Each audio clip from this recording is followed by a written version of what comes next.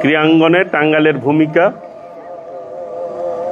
অনেক বেশি সমৃদ্ধ এবং ঐতিহাসিক ভূমিকা রেখেছে ক্রীড়াঙ্গনে টাঙ্গাইল, বিশেষ করে ফুটবলে।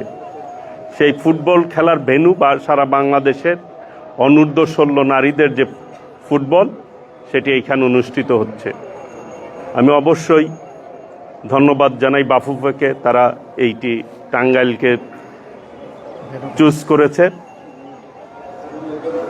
আমি টাঙ্গাইলের যারা রয়েছেন দায়িত্বে তাদেরকে বলবো যে বিভিন্ন দেশ থেকে, জেলা থেকে আসবে, তাদের যাতে কোনো ধরনের সমস্যার সম্মুখীন না হতে হয় সেই ব্যাপারে সজাগ দৃষ্টি রাখতে হবে। এটি টাঙ্গাইলের মান সম্মানের সাথে জড়িত রয়েছে। কাজেই সবাই যাতে মনে করে না এই টাঙ্গাইলে খেলা হচ্ছে, তারা অত্যন্ত সুন্দরভাবে খেলে চলে যেতে পেরেছে নিরাপত্তার সহিত। সেই জন্য এই দিকে সর্বোচ্চ প্রশাসনের যারা রয়েছেন কর্মকর্তাবৃন্দ এবং আমার দলের যারা রয়েছেন এবং এই ক্রিয়াতে যারা জড়িত রয়েছেন সবাই এই ব্যাপারে সর্বোচ্চ খেয়াল রাখবেন। আমরা আমাদের মাননীয় প্রধানমন্ত্রী আজকে এই ক্রীড়াঙ্গনকে এগিয়ে নেওয়ার জন্য নতুন করে মধ্য দিয়ে এই যাত্রা শুরু করেছেন উনি। আমরা মাদকমুক্ত সমাজ গড়তে হলে এই খেলাধুলার কিন্তু কোনো বিকল্প নেই। আমাদেরকে নিজেদের প্রতি সচেতন হতে হবে, সমাজকে সচেতন করতে হবে, যাতে করে এই দেশটি সবাই মিলে এগিয়ে নিতে আমরা সক্ষম হই।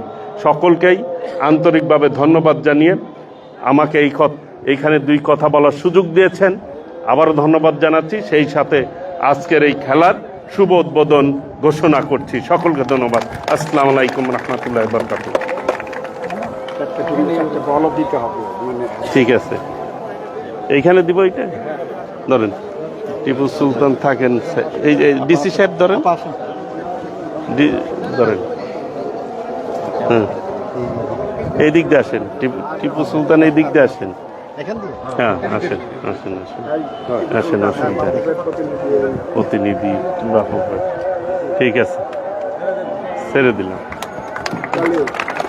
আমি আজকে এই ধনুর 4টা দলের 4জন অধিনায়ক অথবা টিম ম্যানেজারকে মাননীয় প্রধান অতিথির কাছ থেকে